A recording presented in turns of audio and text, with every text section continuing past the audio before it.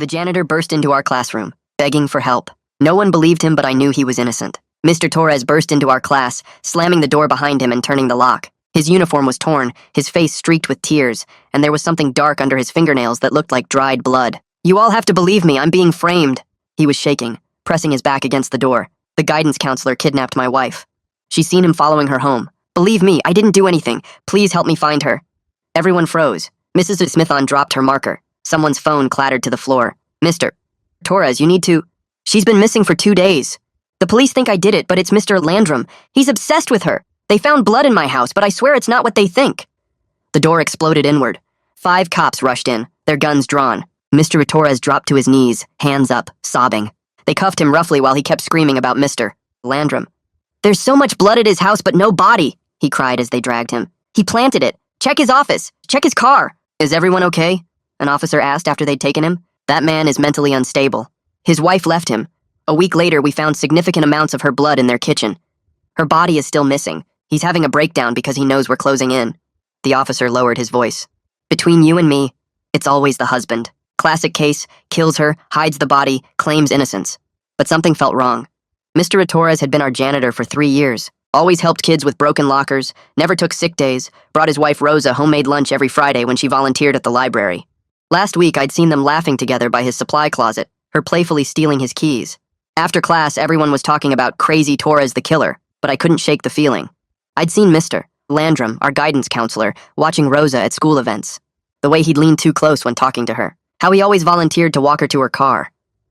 "That was terrifying," a voice said behind me. Janice Benning, quiet girl from my class, looked nervous. "But what if he wasn't lying? You believe him?" She glanced around, then pulled me aside. "Mr. Landrum keeps asking to meet my mom, like, constantly.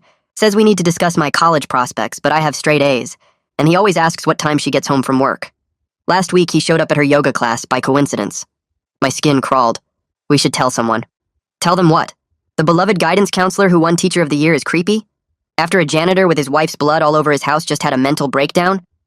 They found blood on his tools, his clothes. The news is already calling him the janitor killer." She was right. We looked crazy, but Mr. Torres' desperation had been real. The way he'd said planted, like he'd walked into his own house and found a crime scene. "Come to my house after school," I said. "We can look into this." Janice looked scared but nodded. "My mom's supposed to meet with Mr. Landrum tomorrow, and I'm canceling it." At my house, we searched online for any news about Rosa Torres. Nothing before today. No missing person report filed until this morning. No social media activity for 3 days. "If she left him, wouldn't she update Facebook?" "Tell her sister?" Janice asked. Her last post was about making tamales for the school fundraiser. The news had already picked up the story. "School janitor arrested after wife's blood found throughout home." The article mentioned the amount of blood suggested severe injury or death, but no body had been found. Neighbors reported hearing nothing unusual. We found Mr. Landrum's social media. Clean, professional, lots of photos with students at college fairs. Then Janice gasped. "Look at his photos from last year's spring carnival. In the background of 5 different pictures, Rosa Torres, always in frame, always unaware she was being photographed. 1 from the bake sale, 1 from the dunk tank, 3 from the parking lot as she was leaving. That's stalking," Janice whispered. "He was following her." I found more. Every school event for 2 years. Rosa in the background, a reflection of his sunglasses. A pattern of obsession. "We need to tell..." A tire screech outside cut me off. A car peeling away. I ran to the window but only caught taillights disappearing around the corner. "Check your doorbell cam," Janice said, her voice shaking. I pulled up the app on my phone, a sedan speeding away. The license plate barely visible, but I screenshot it, enhanced it.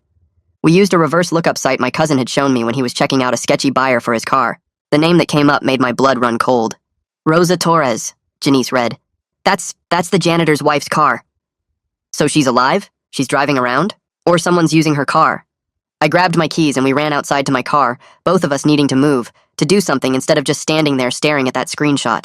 We sat in the front seats for what felt like forever, maybe 20 minutes, just staring at my phone screen showing Rosa's license plate. My hands wouldn't stop shaking. Janice kept looking over her shoulder at the empty street like the car might come back. We both knew what finding her car here meant. Either Rosa was alive and watching us for some reason, or someone else had her car and knew we were investigating. Neither option felt good. I kept opening my mouth to say we should call the police, then closing it again because what would we even tell them? 2 high school kids saw a car drive away fast? They'd think we were pranking them or making stuff up for attention. Janice finally broke the silence and said we had to try anyway, that we couldn't just sit here doing nothing. I pulled up the non-emergency number on my phone and pressed call before I could chicken out. The dispatcher who answered sounded bored, like she was filing her nails or something. I explained that I'd seen Rosa Torres's car outside my house, and it sped away when we noticed it. She asked if I was sure it wasn't just a similar vehicle, her tone suggesting she thought I was wasting her time. I told her about the license plate lookup and how we had screenshots and doorbell cam footage. She made this sighing sound and said an officer would swing by when available, like I'd called about a noise complaint instead of a missing woman's car. I hung up feeling sick to my stomach. Janice looked at me and said what we were both thinking. We couldn't wait for adults who didn't take us seriously. We needed to document everything ourselves before more evidence disappeared or got destroyed. We went back inside and spent the next hour at my kitchen table, creating a detailed timeline of everything we knew. I wrote it all out by hand on notebook paper, while Janice pulled up stuff on her phone to verify dates and times. We started with Mr. Torres's breakdown in class, him screaming about being framed and Mr. Landrum planting evidence. Then Rosa's disappearance 2 days before that, the blood found in their house, Mr. Torres's arrest. We added every observation about Mr. Landrum watching Rosa at the school events, the social media photos with her in the background, his pattern of showing up wherever she was. We included the license plate lookup showing Rosa's car outside my house tonight. Janice suggested we make copies and hide them in different locations in case something happened to the original evidence. At first I thought she was being paranoid, but then I remembered someone in Rosa's car now knew we were investigating. Someone knew where I lived. We made 3 copies on my printer, and I gave one to Janice to hide at her house. I put one in my backpack and hid the other in my closet behind some old shoeboxes. That night I barely slept. Every sound outside my window made me jump. A dog barking 3 houses down, a car door slamming somewhere on the block, the wind rattling my window screen. I kept my phone next to my pillow, checking the doorbell cam footage over and over like I was obsessed. Around 2 in the morning I saw something that made my heart start pounding. A car slowly cruised past my house with its headlights off. It was too dark to identify the make or model, just a dark shape moving slower than normal traffic.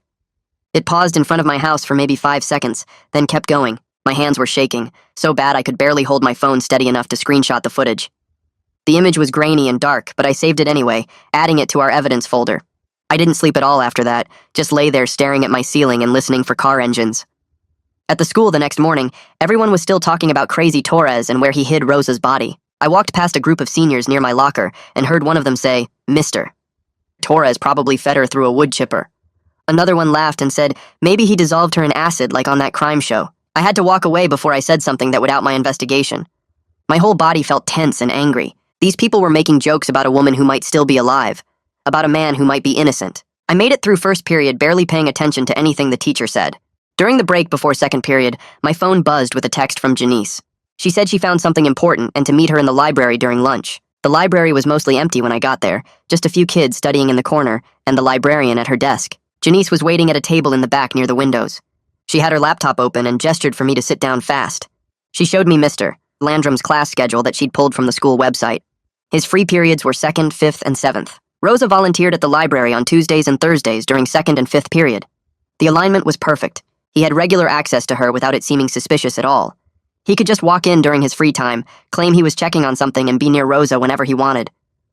Lorelei, the librarian, noticed us whispering and looking intense. She walked over and asked if everything was okay, her expression more concerned than nosy. She was younger than most teachers, maybe late 20s, and Rosa had always talked about how nice she was. I made a quick decision to trust Lorelei because she worked with Rosa every week and might have noticed things we couldn't know about. I asked carefully if she ever saw Mr. Landrum around when Rosa was volunteering. Her face went completely pale. She glanced toward the hallway where you could see Mr. Landrum's office down the hall through the library windows. She leaned in close and told us quietly to come to her office after school when fewer people were around. Then she walked back to her desk like nothing happened, but I saw her hands were shaking a little when she picked up her coffee mug. The rest of the school day dragged by so slowly I thought I might scream. I watched Mr. Landrum in the hallways between classes, smiling and chatting with students like he was everyone's favorite counselor. He high-fived a freshman. He complimented a girl's art project she was carrying. He looked so normal and friendly. Then he stopped me between 3rd and 4th period, right in the middle of the crowded hallway. He asked how I was handling the traumatic incident with Mr. Torres bursting into our class. His concern seemed totally genuine, his voice all soft and understanding. But then I noticed how his eyes kept scanning the hallway like he was looking for someone specific. I mumbled something about being fine and escaped to my next class, my skin crawling. He'd never talked to me before. Why was he suddenly checking on me? After school, Janice and I met Lorelei in her small office behind the library stacks. It was cramped, barely bigger than a closet, with shelves of books and a tiny desk covered in papers. Lorelei closed the door and locked it, which made my stomach drop. She told us she'd been worried about Rosa for months because Mr. Landrum would always find excuses to be in the library during Rosa's volunteer shifts. She described how he'd leaned too close when talking to Rosa, invading her personal space. How he'd offer to walk her to her car, even when Rosa clearly didn't want company and would make excuses. How Rosa started looking uncomfortable whenever he appeared, her shoulders getting tense and her smile becoming forced. Lorelai said she almost said something to Rosa directly, but worried she was overreacting or being too protective. Lorelai pulled out her phone and swiped through her photos until she found what she was looking for. She showed us pictures she'd taken of the library's sign-in sheet from the past 6 months. Mr. Landrum had signed in during Rosa's shifts at least 30 times, always claiming he was checking on student resources or coordinating college visits. But Lorelai said those reasons never made sense because he never actually did anything with resources or talked to students about college while he was there. He just wandered around, always ending up near wherever Rosa was working. Lorelai said she almost reported it to the principal, but worried she was overreacting since Mr. Landrum was so well-liked and she was just the librarian. Her voice cracked a little when she said that last part, like she felt guilty for not speaking up sooner. I pulled out my phone and opened the folder with all the screenshots we'd saved. My hands were a little shaky as I turned the screen toward Lorelai and started swiping through the photos from Mr. Landrum's social media. She leaned forward, squinting at the first image from last year's spring carnival. Her finger touched the screen where Rosa stood in the background near the bake sale table, completely unaware she was photographed. Lorelai's face went pale and she grabbed my phone, zooming in on the image. She swiped to the next photo and gasped out loud. She knew this one. She remembered the exact day because it was the library fundraiser, and Rosa had been helping her set up the book sale tables. Lorelai said she'd seen Mr. Landrum standing near the entrance with his phone out, angling it in this weird way that seemed off at the time. She thought he was just taking pictures of the event for the school website like he always did. But now, looking at the photo, Rosa was perfectly centered in the frame, while the actual fundraiser was barely visible. Lorelai swiped through more photos and kept pointing out dates she recognized. The fall festival where Rosa volunteered at the face painting booth, the winter concert where Rosa helped hand out programs, the teacher appreciation lunch where Rosa brought her famous tamales. Every single photo had Rosa somewhere in the frame, and Lorelai remembered Mr. Landrum being there with his phone, always positioning himself to get Rosa in his shots. She set my phone down on her desk and covered her mouth with her hand. She said she felt sick because she'd watched him do this for 2 years and never put it together. She grabbed a notepad from her desk drawer and started writing everything down. The dates she remembered seeing him, the times he'd show up during Rosa's volunteer shifts, the way he'd always find excuses to walk past wherever Rosa was working. She wrote for several minutes, filling up 2 full pages with details. When she finished, she looked up at me and Janice with tears in her eyes. She said we needed to take this to someone outside the school because the administration would probably try to protect Mr. Landrum. He'd won Teacher of the Year twice and the principal loved him. If we went to the school with this evidence, they might just bury it to avoid bad publicity. Janice shifted in her chair and said, maybe we should contact a reporter. The news had been covering Mr. Torres's arrest nonstop, and a journalist might be interested in hearing a different side of the story. My stomach dropped at the idea of going public. That felt huge and scary and way beyond what 2 high school students should be doing. But Lorelai nodded and said Janice was right. She pointed out that the longer we waited, the more time Mr. Landrum had to destroy evidence or cover his tracks. Mr. Torres was sitting in jail right now for something he didn't do, and every day that passed made it harder to help him. She pulled up the local news website on her computer and scrolled through the articles about the case. Most of them were pretty one-sided, basically calling Mr. Torres guilty without actually saying it. But one article stood out because it mentioned that no body had been found and quoted a lawyer saying the evidence was circumstantial. The reporter's name at the top was Kai Coleman. Lorelai said this guy seemed more careful and balanced than the others. She wrote down his email address from the contact information at the bottom of the article. She handed me the paper with his email and told us to be careful about what we said and how we said it. We needed to sound like we had real information, not like conspiracy theorists or kids making things up. She also made us promise to keep her name out of it for now, because she couldn't afford to lose her job if the school found out she was helping us. That evening, I sat at my desk staring at a blank email for almost an hour. I must have started and deleted the message 10 times before I finally got something that sounded right. I explained that we were students at the school, and we had information about Rosa Torres's disappearance that didn't match what the police were saying. I tried to keep it short and factual without sounding dramatic. I attached the screenshots of Mr. Landrum's social media photos with Rosa in the background. I attached the image of the license plate from my doorbell cam. I attached a document with the timeline we'd put together showing Mr. Landrum's access to Rosa during her volunteer shifts. Before I hit send, I read the whole email 5 times. I changed a few words to make sure I sounded older and more serious. I didn't want him to dismiss us just because we were high school students. My finger hovered over the send button for a solid minute before I finally clicked it. The whoosh sound as the email sent made my heart race. I closed my laptop and tried to do homework, but I couldn't focus on anything except wondering if Kai would even read the email or if he'd just delete it as spam. My phone buzzed less than an hour later with a new email notification. I grabbed it so fast I almost dropped it. Kai had responded already, which shocked me because I figured journalists were busy people who took days to answer emails. He said he'd been following the Torres case closely and had noticed some things about the investigation that didn't quite add up. He said our information was interesting, but he needed more than anonymous tips to pursue an alternate angle. He asked if we could meet in person at a coffee shop tomorrow afternoon so he could ask us some questions and verify our evidence. He promised to keep our identities confidential if we wanted. I read the email 3 times, feeling this weird mix of excitement and terror. An actual journalist thought our evidence was worth investigating. That meant we weren't crazy. But it also meant we were really doing this, really going up against Mr. Landrum and potentially the whole police investigation. I texted Janice the news and she responded immediately saying we should meet him. I emailed Kai back, agreeing to meet at 3:30 the next day at the coffee shop he suggested. The next day at the school felt endless. I kept watching the clock during every class, counting down the hours until we'd meet Kai. During lunch, I grabbed my tray and headed toward my usual table near the windows. That's when I noticed Mr. Landrum standing by the cafeteria entrance. He was scanning the room like he was looking for someone specific. When his eyes landed on me, he smiled and waved like everything was totally normal. He started walking toward me and I froze. He asked how I was doing and if I was handling everything okay after the scary incident with Mr. Torres bursting into our class. His voice was all concerned and caring, like he was everyone's favorite counselor. But something about the way he looked at me made my skin crawl. I mumbled something about being fine and tried to move past him toward my table. Janice appeared next to me and grabbed my arm, pulling me away. We walked quickly to an empty table on the other side of the cafeteria. Janice leaned in close and whispered that Mr. Landrum had been asking her homeroom teacher about my schedule this morning. He'd told the teacher he wanted to check in on students who were affected by the Torres incident and make sure they had the support they needed. But Janice said the way he asked was weird, like he specifically wanted to know where I'd be and when. We both realized at the same time that he might suspect we were investigating. Maybe he'd seen us talking to Lorelei. Maybe someone had mentioned us asking questions. Whatever the reason, he was clearly paying attention to us now. That made our meeting with Kai feel even more urgent and important. After school, Janice and I drove to a coffee shop 2 towns over where nobody from our school would recognize us. We got there early and sat in a corner booth near the back, both of us jumpy and nervous. Kai walked in right at 3:30 and looked around until he spotted us. He was younger than I expected, maybe late 20s, with messy dark hair and a backpack slung over one shoulder. He slid into the booth across from us and pulled out a notebook and pen. He thanked us for reaching out and said he appreciated our courage in coming forward. Then he started asking questions. He wanted to know exactly how we found the social media photos. He wanted details about when we saw Rosa's car outside my house. He asked about Lorelei's observations and whether she'd be willing to talk to him directly. He asked tough questions too, like how we knew the photos weren't just coincidence and whether we'd considered that we might be seeing patterns that weren't really there. I could tell he was testing us, making sure we weren't just kids with overactive imaginations. Janice and I took turns walking him through everything we'd found, showing him the evidence on my phone and explaining our reasoning. After about 40 minutes, Kai sat back and nodded slowly. He said our evidence was compelling, but we needed to understand something important. Investigating a potential predator was dangerous work, especially for teenagers who didn't have any legal protection. If Mr. Landrum really did hurt Rosa, then he was capable of hurting other people who got in his way. He asked if our parents knew what we were doing.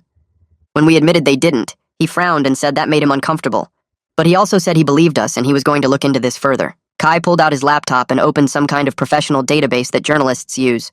He typed in the license plate number from my doorbell cam and waited while the system searched. A few seconds later, a record popped up on his screen. He turned the laptop so we could see. The car was definitely registered to Rosa Torres at her home address. Kai explained that this was significant because it meant either Rosa was alive somewhere and driving her own car, or someone else had access to her vehicle. Both possibilities completely contradicted the police theory that Mr.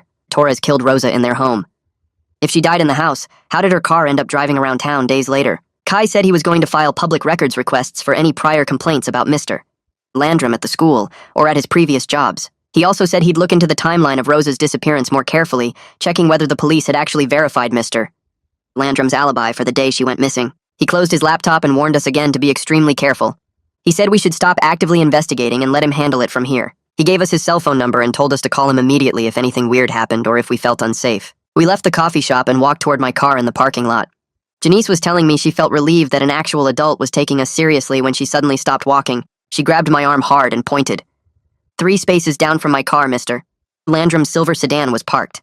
I recognized it immediately because it had a specific dent in the front bumper and a school parking sticker on the windshield. Kai must have noticed our reaction because he came up behind us and asked what was wrong. When we pointed out Mr.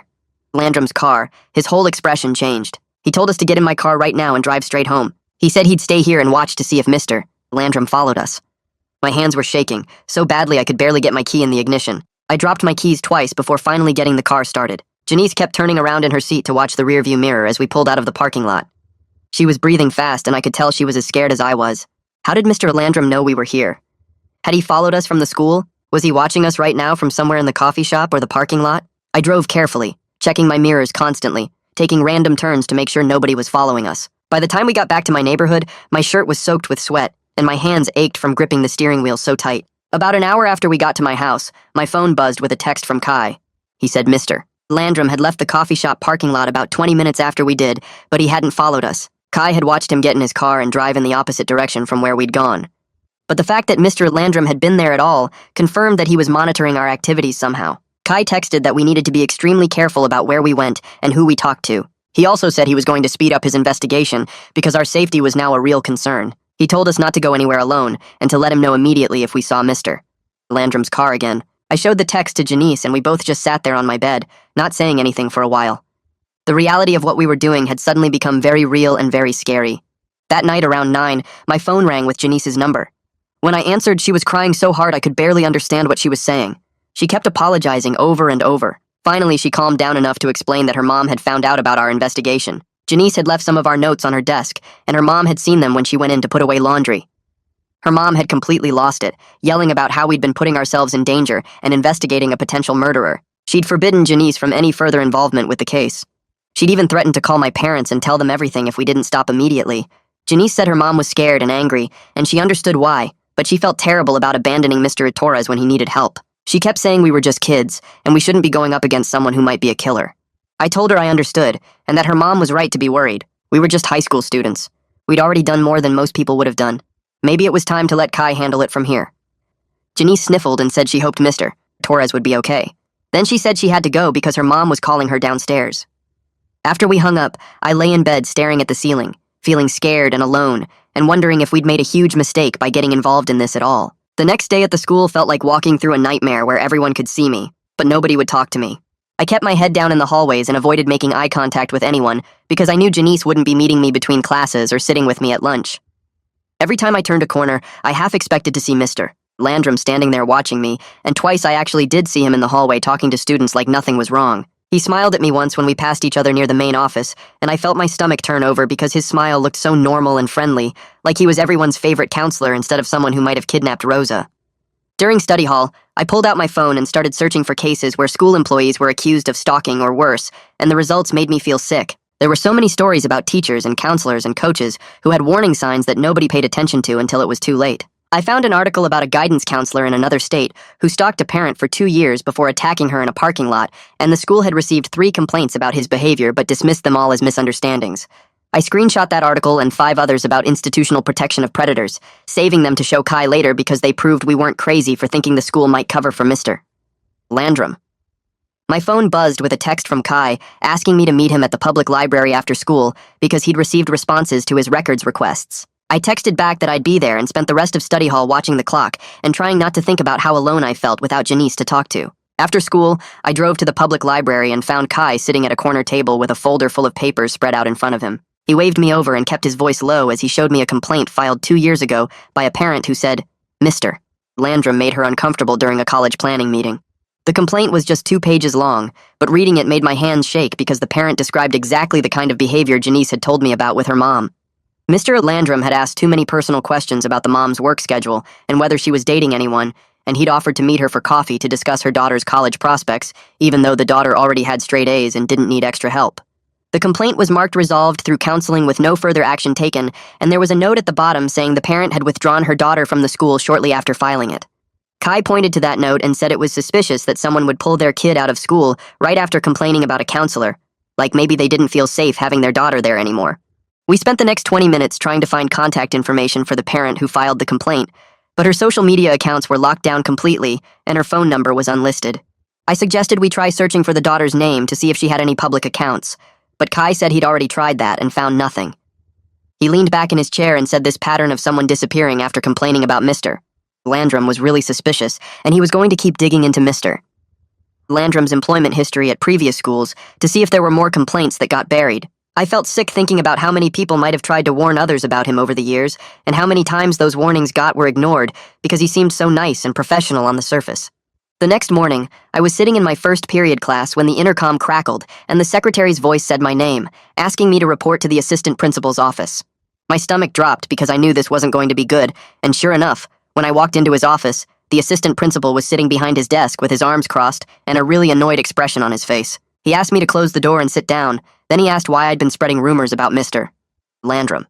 I tried to explain that I wasn't spreading rumors, I was just asking questions about Rose's disappearance, but he cut me off and said someone had told the administration that I'd been investigating the case and questioning Mr. Landrum's involvement. He leaned forward and said that making false accusations against staff members could result in suspension and that I should focus on my schoolwork instead of playing detective. His voice was cold and angry, in a way that made it clear he thought I was causing trouble for no reason, and he never once asked why I had concerns about Mr. Landrum or what evidence I'd found. I left the assistant principal's office shaking with anger and fear because I realized Mr. Landrum must have reported my questions to the administration. The school was protecting him just like they'd protected him 2 years ago, when that parent complained, and nobody in charge seemed to care that a woman was missing and the wrong man might be in jail. I pulled out my phone and texted Kai about what just happened, and he responded right away saying this administrative pushback actually strengthened our case because it showed a pattern of institutional protection. He said to document everything the assistant principal said and to be careful about who I talked to at the school because it was clear the administration was watching me now. During lunch, I was walking to my locker when the school officer who'd helped during Mr. Torres's breakdown pulled me aside in the hallway. He glanced around to make sure nobody was listening, then he quietly told me that he wasn't supposed to say anything. But if I had real concerns about staff members, I should use the anonymous tip line that went directly to the district office instead of talking to the school administrators. He didn't say Mr. Landrum's name, but his meaningful look told me he knew exactly what I was investigating, and I got the feeling he maybe believed me even if nobody else at the school did. That afternoon, I sat at my desk at home and carefully filled out the anonymous tip form on the district website. I outlined the pattern of Mr. Landrum's behavior toward Rosa, attached the screenshots of his social media photos with her in the background, described the prior complaint from 2 years ago, and explained how Rosa's car had appeared near my house after we started investigating. I included everything Lorelei had told us about Mr. Landrum's constant presence during Rosa's volunteer shifts and the timeline showing he had regular access to her without it seeming suspicious. The form took me almost an hour to complete because I wanted to make sure I included every detail and made it sound credible instead of like some kid making stuff up. When I finally hit submit, a confirmation message popped up saying tips are reviewed within 48 hours, so now all I could do was wait and hope someone at the district office would take it seriously. Late that night, my phone lit up with a text from Janice saying her mom had read more about the case and was starting to believe we might be right about Mr. Landrum. She said her mom had been thinking about it all day and suddenly remembered that Mr. Landrum had been overly friendly at a parent-teacher conference last year, asking personal questions about her work schedule and whether she was dating anyone. Her mom had dismissed it at the time as awkward small talk, but now she was reconsidering his motives and feeling creeped out that she'd almost agreed to meet with him one-on-one. Janice said her mom was scared, but also felt guilty for shutting down our investigation, and she wanted to know if there was anything she could do to help from a distance without putting Janice in danger. I texted back that she should write down everything she remembered about Mr. Landrum's behavior and send it to Kai, because every detail helped build the case against him. The next day at the school felt completely different because I noticed other students whispering and pointing at me in the hallways. Someone had started a rumor that I was defending Mr. Torres because I was related to him or being paid by his lawyer, and people were calling me a murder apologist on social media. I pulled out my phone between classes and saw that someone had posted about me in a school gossip group, saying I was harassing Mr. Landrum and trying to get an innocent man fired to help a killer go free.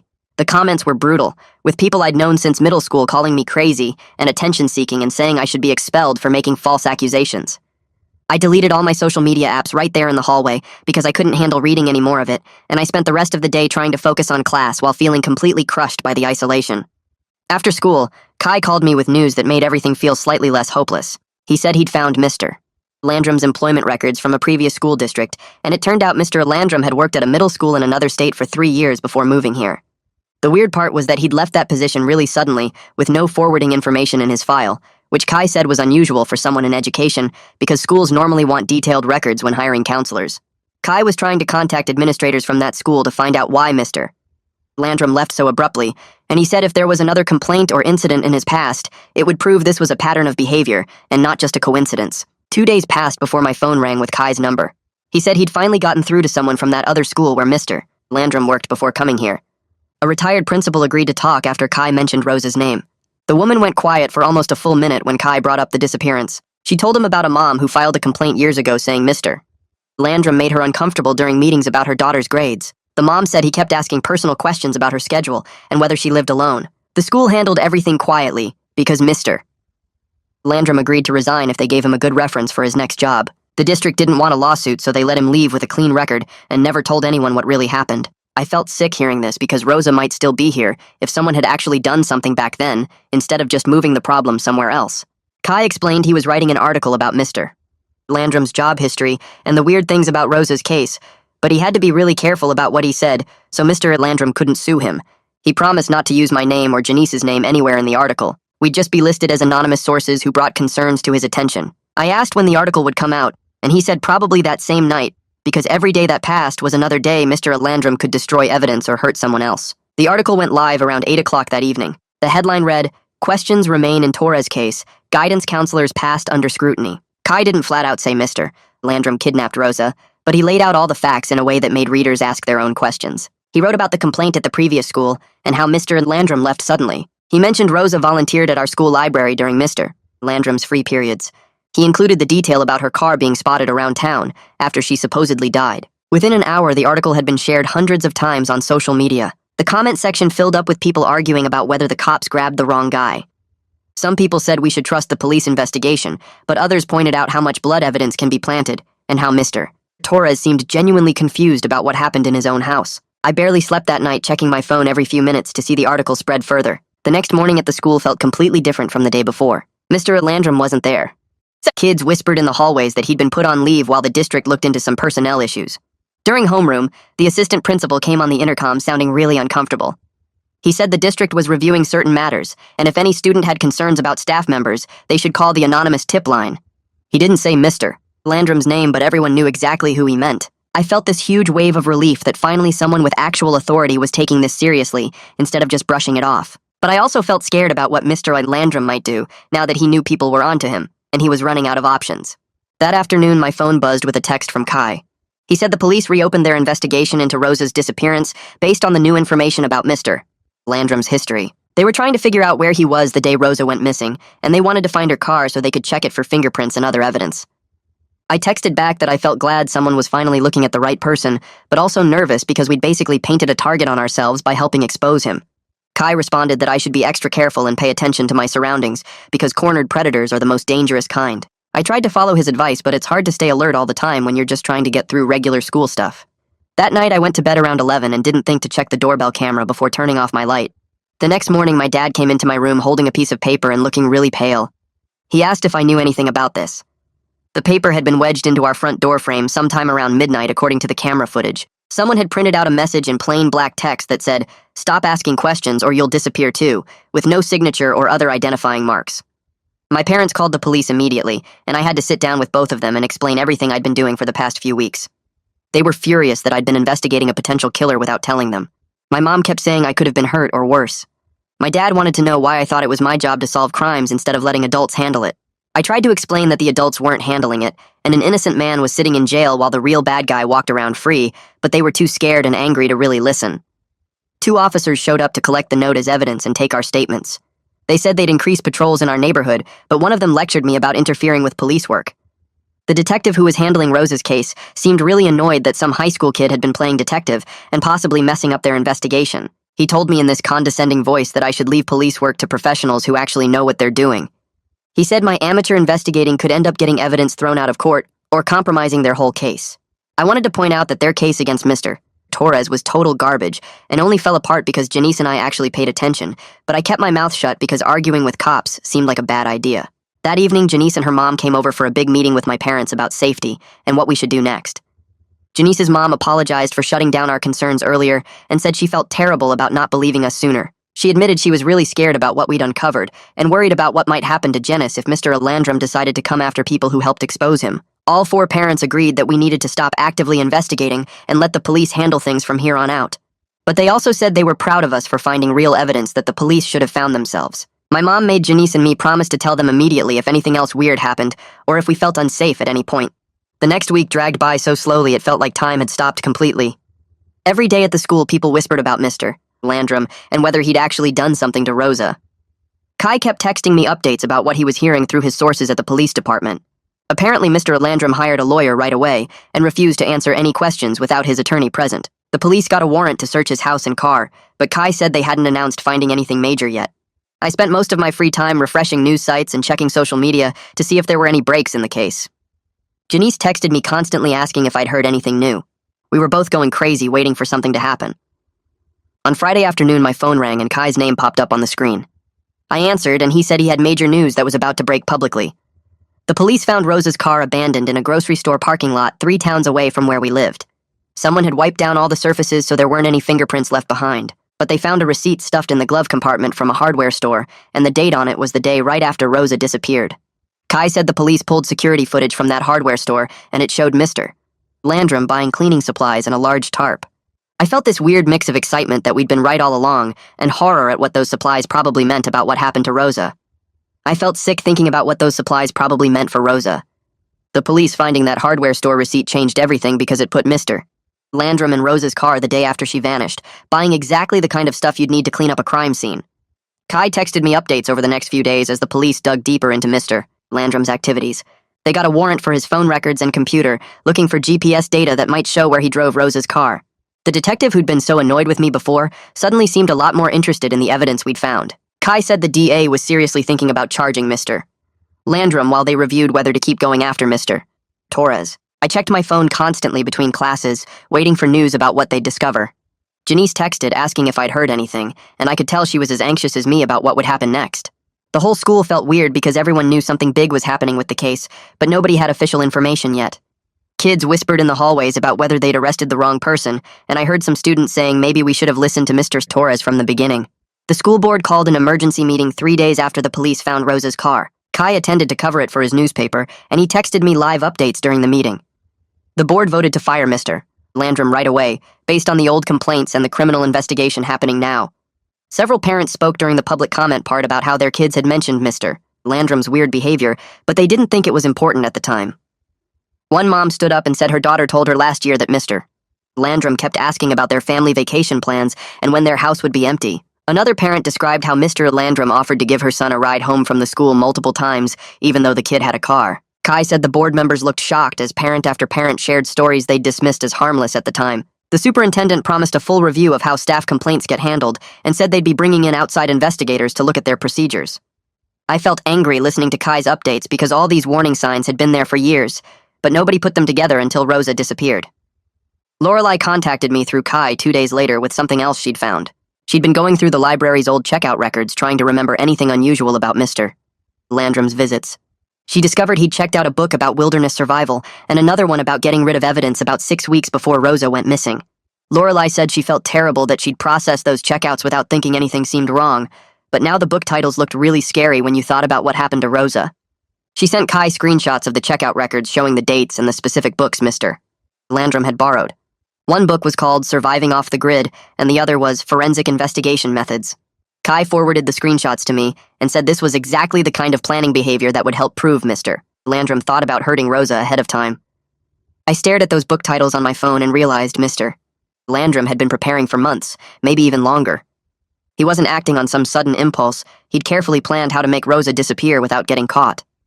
The police used Lorelei's library records to get another warrant for Mr. Landrum's credit card and bank statements. Kai explained they were building what he called a circumstantial case because they still didn't have Rosa's body. Every piece of evidence helped show that Mr. Landrum had the intent and opportunity to hurt Rosa. The police started going through months of Mr. Landrum's financial records looking for anything that might show where he could have taken her. They found purchases at outdoor supply stores for camping gear, a shovel, heavy-duty garbage bags, and bleach. His credit card showed gas station purchases in towns 40 miles away from where we lived, places he had no reason to visit for work or personal business. Kai said the police were mapping out all these locations to figure out where Mr. Landrum might have gone with Rosa. I tried to focus on schoolwork, but kept thinking about those wilderness areas and what the police might find when they searched them. 2 weeks after Kai's article came out, the police made a big announcement. They'd found a storage unit rented by Mr. Landrum under a fake name at a facility outside town. The police were getting a warrant to search it, and Kai texted me saying this could be the moment that either proved or cleared Mr. Landrum's involvement. I sat through my classes that day, barely paying attention to anything the teachers said. My mind kept going back to that storage unit and what might be inside it. Janice passed me a note during English asking if I'd heard the news, and I nodded but couldn't focus on the words in front of me. After school, I went straight home and turned on the news, watching for any updates about the storage unit search. My parents asked what I was so worried about, and I explained how important this search could be for proving what really happened to Rosa. We ate dinner in front of the TV waiting for breaking news, but nothing came through that evening. The next morning before school started, Kai called me with huge news. The police had searched the storage unit overnight and found Rosa's purse, her phone with the SIM card taken out, and the master key that went missing from Mr. Torres's supply closet. They also discovered a burner phone with text messages to Rosa's number, trying to get her to meet Mr. Landrum for urgent school business on the day she disappeared. Kai said this evidence completely destroyed the police theory that Mr. Torres killed Rosa in their home. The texts showed Mr. Landrum had been trying to lure Rosa to meet him, and the master key proved he had access to plant evidence in Mr. Torres's house. I felt this rush of relief that we'd been right all along, mixed with anger that the police had been so sure Mr. Torres was guilty. Kai said he was writing another article about the storage unit discovery and how it changed everything about the case.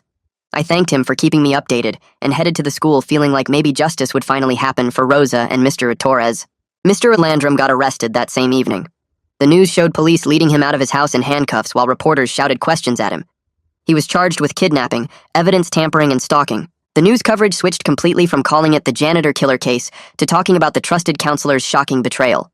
I watched the coverage with my parents feeling weird about being right, because we still didn't know where Rosa was, or if she was even alive. My mom hugged me and said she was proud I'd kept asking questions even when adults told me to stop. My dad looked worried and asked if I felt safe at the school now that Mr. Landrum was in jail. I said I felt better knowing he couldn't hurt anyone else, but the whole thing still felt unfinished without knowing what happened to Rosa. The news showed Mr. Torres's lawyer making a statement about how this arrest proved his client's innocence, and I hoped Mr. Torres would be released soon. The DA held a press conference the next afternoon, announcing they were dropping all charges against Mr. Torres. The new evidence pointing to Mr. Landrum made it clear they'd arrested the wrong person. Mr. Torres walked out of jail that same afternoon, and the news cameras captured him leaving the building. He looked destroyed rather than happy, his face tired and his shoulders slumped like the weight of everything was crushing him. Rosa was still missing, and he'd spent weeks in jail accused of killing her while the real person responsible walked free. Kai got a brief interview with Mr. Torres outside the jail, and Mr. Torres thanked the students who believed him without saying our names. His voice broke when he talked about Rosa, saying he just wanted to find her and bring her home. I watched the interview feeling sad for him, because even though he was free now, his life was completely wrecked, and his wife was still gone. Monday at the school felt totally different. Some kids came up to me between classes to apologize for calling me a murder apologist and saying mean things on social media. Others looked embarrassed and avoided eye contact, probably feeling bad about how quickly they'd believed Mr. Torres was guilty. Janice and I suddenly got treated like heroes, which felt strange because we'd just asked questions that adults should have been asking from the start. Kids wanted to know how we figured it out and what made us suspicious of Mr. Landrum. I tried to explain that we just paid attention to things that didn't make sense, but people acted like we'd done something amazing instead of basic detective work. During morning announcements, the principal talked about the importance of speaking up when something doesn't seem right and thanked unnamed students for their courage. Janice grabbed my hand under our desks and squeezed it, and I knew we were both thinking about Rosa and hoping the police would find her soon. Kai published another article that week focusing on how badly the system had failed. He interviewed the parent who'd filed the original complaint about Mr. Landrum years ago, and she talked about feeling dismissed when the school did nothing. She described how the assistant principal had made her feel like she was overreacting and causing problems by questioning a beloved teacher. The article explained how rushing to judge Mr. Torres and ignoring warning signs about Mr. Landrum almost let a dangerous person stay free while an innocent man went to prison. Kai wrote about institutional failures and how schools need better ways to handle staff misconduct complaints. His article got shared thousands of times online and started conversations about how schools protect their reputation instead of protecting students and families. I read the comments and saw people sharing similar stories about being ignored when they reported concerns about teachers or staff members. The whole thing made me realize how many people get hurt because adults don't want to believe someone they trust could do something bad. The police investigation moved fast after that. The detective in charge of Rosa's case requested Mr. Landrum's phone records, and within days they had cell tower data showing everywhere he went in the week after Rosa disappeared. I watched the news coverage obsessively, seeing maps with red dots marking locations Mr. Landrum visited, most of them remote areas outside town where nobody would think to look. The police organized search teams to comb those areas, and the response from the community was huge. Hundreds of volunteers showed up at the high school parking lot on Saturday morning, and the news cameras captured people in orange vests, spreading out across fields and woods looking for any sign of Rosa. I wanted to go, but my parents said absolutely not after everything that happened. Janice texted me photos from her window of all the search vehicles driving past her house heading toward the trails. The whole town seemed focused on finding Rosa and bringing her home. 3 days into the search, a volunteer found something near a hiking trail about 40 miles from town. The news broke during dinner, and I pulled up the live coverage on my phone. Rosa's volunteer library badge and her distinctive handmade scarf were discovered near the trailhead, and the police were bringing in cadaver dogs and special equipment to search the area more carefully. My stomach twisted watching the footage because finding her belongings meant she was probably close by. The news anchor explained they were using ground-penetrating radar to scan the area, and I kept refreshing the news sites every few minutes hoping for updates. Janice called me that night, and we talked for an hour about how scared we were that they would find Rosa, but also how much we wanted them to find her, so Mr. Torres could have some kind of closure. The waiting was terrible because every hour that passed felt like forever. Mr. Torres showed up at the search site on the fourth day, despite the police telling him to let them handle it. The news cameras captured him walking the trails calling Rosa's name, and his face looked destroyed. He kept stopping to look at the ground like he might spot something the searchers missed, and volunteers had to gently guide him away from areas they were actively searching. Watching him on the news made me cry because I thought about how close he came to being convicted of murdering the person he loved most in the world. The police had been so sure he did it, and if we hadn't asked questions, he might be in prison right now while the real killer walked free. Janice and I both wanted to join the searches, but our parents refused because the terrain was dangerous, and they said we'd been through enough stress. My mom kept saying we were just kids and we'd already done more than anyone could expect. I felt useless sitting at home watching the news when I wanted to be out there helping look for Rosa. On the fifth day of searching, the police found a disturbed area of earth about a mile from where Rosa's scarf was discovered. The news showed police tape blocking off the area and investigators carefully digging while the cameras stayed back. I watched the live coverage with my parents and nobody said anything when they brought out the first evidence bags. The official announcement came that evening. They found Rosa's body buried in a shallow grave, and the medical examiner said she died from a bad hit to the head. The timeline suggested she was killed shortly after she disappeared, which meant she'd been gone for weeks before anyone found her. My dad turned off the TV and my mom hugged me while I cried, because even though we knew Rosa was probably dead, having it confirmed felt different. She was a real person who volunteered at the library and made tamales for fundraisers, and now she was gone because some creep couldn't handle rejection. The news of Rosa's death hit everyone hard. The school held a memorial service in the gym, and it seemed like the whole town showed up. Students and teachers took turns sharing memories of Rosa's kindness and her volunteer work. People talked about how she always remembered everyone's names and how she helped struggling readers without making them feel bad about it. Mr. Torres sat in the front row looking completely broken, and several people approached him after to apologize for believing he was guilty. I sat in the back with Janice, and we both cried for a woman we barely knew, but fought so hard to find justice for. Lorelai spoke about working with Rosa at the library, and her voice broke when she described how Rosa would stay late to help kids with homework. The whole service felt heavy and sad because Rosa should have been there volunteering instead of being remembered. The DA filed charges against Mr. Landrum 2 days later, first-degree murder based on all the physical evidence and the pattern of stalking behavior. His lawyer tried arguing that the evidence was circumstantial, but the combination of Rosa's belongings in his storage unit, his phone records showing he was near where her body was found, and the hardware store purchases of cleaning supplies and a tarp created a timeline that was pretty damning. Kai explained to me over text that the trial would likely happen next year because these cases take time to prepare. He said Mr. Torres would need that time to grieve and get ready for the difficult process of testifying about Rosa and their life together. I felt relieved that Landrum was charged, but also anxious about having to testify eventually. Kai said we'd probably be called as witnesses since we found crucial evidence. The school board launched a big investigation into how Mr. Landrum's previous complaints were handled and why he was able to keep working despite all the red flags. They hired an outside company to review all the personnel policies and complaint procedures, which seemed like something they should have done years ago. Lorelai contacted me and Janice through our parents, asking if we'd be willing to serve on a committee developing new safety protocols for volunteer programs. She said they wanted student perspectives on what went wrong and how to fix it. My parents talked to me about whether I felt comfortable participating, and I said yes, because I wanted to help prevent this from happening to anyone else. Janice agreed too, and we had our first committee meeting the following week at the district office. During that first meeting, we shared how dismissed we felt when we tried to report our concerns to the assistant principal, and how the anonymous tip line was the only way to get taken seriously. The committee members seemed genuinely shocked by our stories. One of the board members kept shaking her head and saying she couldn't believe students had to fight so hard to be heard.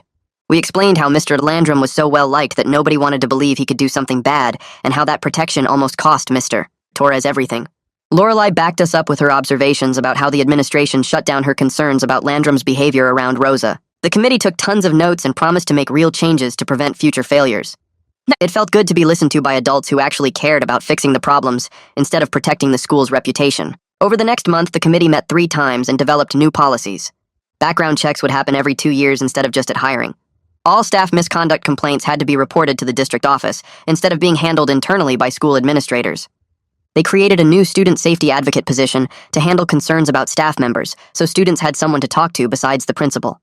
The school board voted to implement all the changes, and several other districts in the state reached out to learn about the new protocols. Kai wrote another article about the policy changes and how student voices helped create them. Reading that article made me feel like something good came out of Rosa's tragedy, even though nothing could bring her back. Mr. Torres returned to work at the school after taking a leave of absence, and students treated him with a weird mix of sympathy and awkwardness. Nobody knew what to say to someone who'd been through what he experienced. I saw him in the hallway one day pushing his cleaning cart, and he stopped when he saw me. His eyes filled with tears, and he said Rosa would be proud that students fought for the truth. I didn't know what to say except that I was sorry we couldn't find her in time, and my voice cracked saying it. He hugged me briefly and said we gave him his life back, and that mattered more than we knew. Then he walked away pushing his cart, and I stood there crying in the empty hallway thinking about how unfair everything was. A few weeks later, Kai invited me and Janice to attend a journalism awards ceremony at the state capitol, where he was receiving recognition for his investigative reporting on Rosa's case. We sat in the audience with our parents watching him accept the award from the governor, and when he gave his speech, he specifically mentioned how 2 high school students had the courage to question the official story when everyone else was accepted it without thinking. He said we showed him what real journalism should be about, finding truth even when it's uncomfortable or unpopular. After the ceremony, he told us he was donating half the $10,000 prize money to create a scholarship in Rosa's name for students interested in journalism or criminal justice. The scholarship would help kids who wanted to use their voice to fight for people who weren't being heard by the system. It felt good knowing Rosa's death might help future students learn to ask hard questions and stand up for what's right. Janice cried during the whole ceremony, and her mom kept hugging her, which was different from how things used to be between them.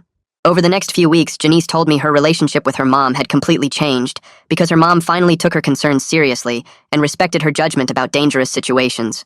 They started going to therapy together every Thursday to process the trauma of being targeted by Mr. Landrum and all the stress from the investigation. Janice said the therapist helped them talk about how scary it was, knowing a predator was watching them, and how her mom felt guilty for not believing her sooner. During one of our lunch periods, Janice mentioned she was thinking about becoming a lawyer someday, so she could help people who weren't believed by the system. People like Mr. Torres who got arrested for something they didn't do just because the evidence looked bad. I told her she'd be amazing at that because she never gave up even when everyone said we were wrong. My own parents were proud of what we accomplished, but they were also really relieved when life started getting back to normal, and I stopped receiving threatening notes in our doorway. One night they sat me down at the kitchen table for a serious conversation about the difference between standing up for what's right and putting myself in danger without telling them first. My dad said he understood why I investigated, but he wished I'd come to them earlier so they could have helped protect me from Mr. Landrum's threats. I promised that if I ever suspected something wrong again, I would talk to them right away instead of trying to handle everything myself. We all agreed that sometimes doing the right thing is scary and uncomfortable, but staying silent when you know something is wrong can be even more dangerous for everyone involved. About a month after Mr. Landrum's arrest, the DA's office called our house to tell me and Janice we would likely be called as witnesses at his trial to testify about his behavior toward Rosa and the evidence we discovered during our investigation. The trial date was set for 8 months away, which felt like forever. But the DA said murder trials take a long time to prepare because they need to build the strongest possible case. A few days later, Atticus Monroe, the public defender who represented Mr. Torres during his arrest, contacted us through our parents asking if we wanted to meet with him to prepare for the testimony process. My parents drove me to his office downtown, where Janice and her mom were already waiting in a conference room with comfortable chairs and boxes of tissues on the table. Atticus was younger than I expected, maybe in his 30s, and he spent 2 hours explaining exactly what would happen in court and how to handle aggressive cross-examination from Mr. Landrum's defense lawyer. He said the defense would try to make us look like kids playing detective who didn't know what we were doing, but we should just stay calm and tell the truth about what we found and why we believed Mr. Torres was innocent. He practiced asking us tough questions, so we'd be ready for anything the defense threw at us, and by the end of the meeting I felt less scared about testifying, even though I knew it would still be hard. Back at the school over the next few months, I noticed the whole culture had shifted in ways that felt important.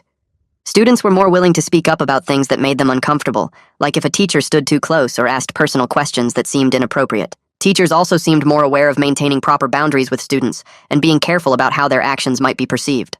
The district filled the new student safety advocate position with a social worker named Miss Anderson, who made a point of being visible in the hallways and cafeteria, so students knew where to find her if they had concerns. One day she stopped me between classes to thank me for helping create awareness of a need the district should have filled years ago. And she said my willingness to speak up probably prevented other students from being targeted by predators who hide behind trusted positions. Around the same time, Kai called to tell me that Mr. Landrum's defense lawyer was trying to negotiate a plea deal to avoid going to trial, probably because they knew the evidence against him was overwhelming. The DA refused to offer anything less than life in prison without parole, because of the aggravating factors of stalking and abuse of authority, and Kai explained that cases involving teachers or counselors who hurt people under their care get treated more seriously by the courts.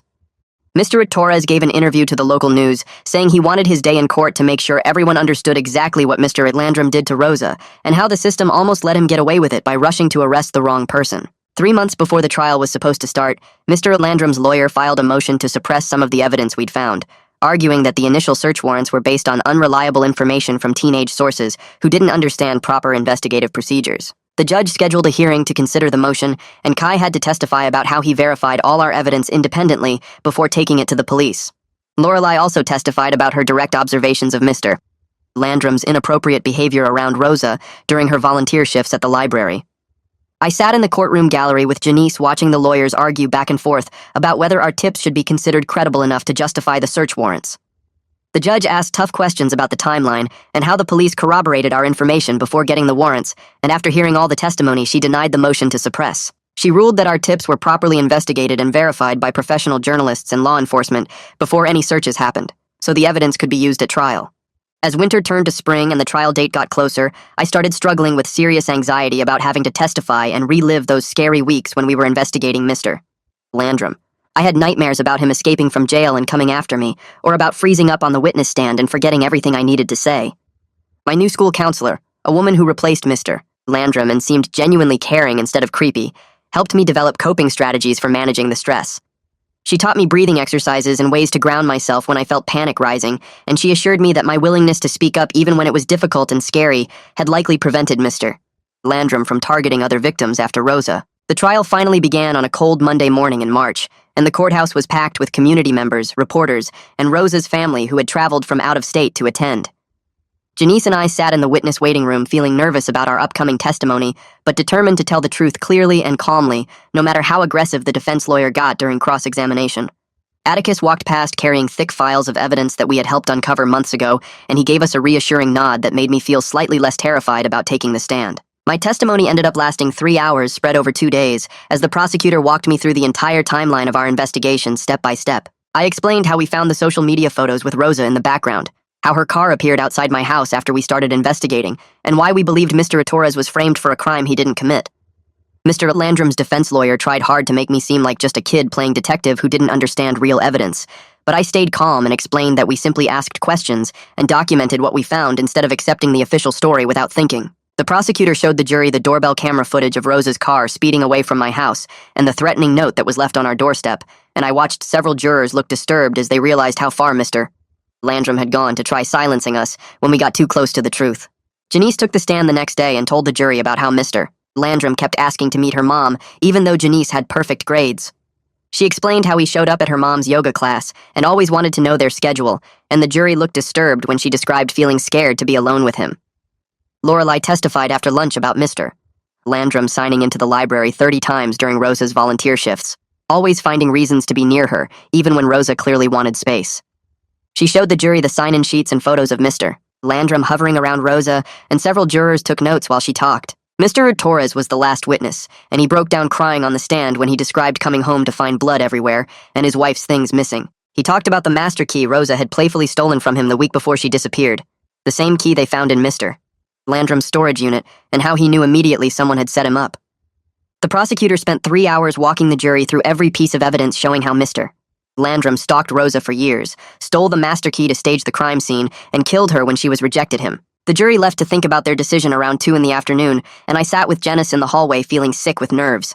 6 hours passed before the bailiff called us back into the courtroom, and my heart was racing, so fast I thought I might throw up. The jury foreman stood up and said guilty on every single charge, including first-degree murder and Mr.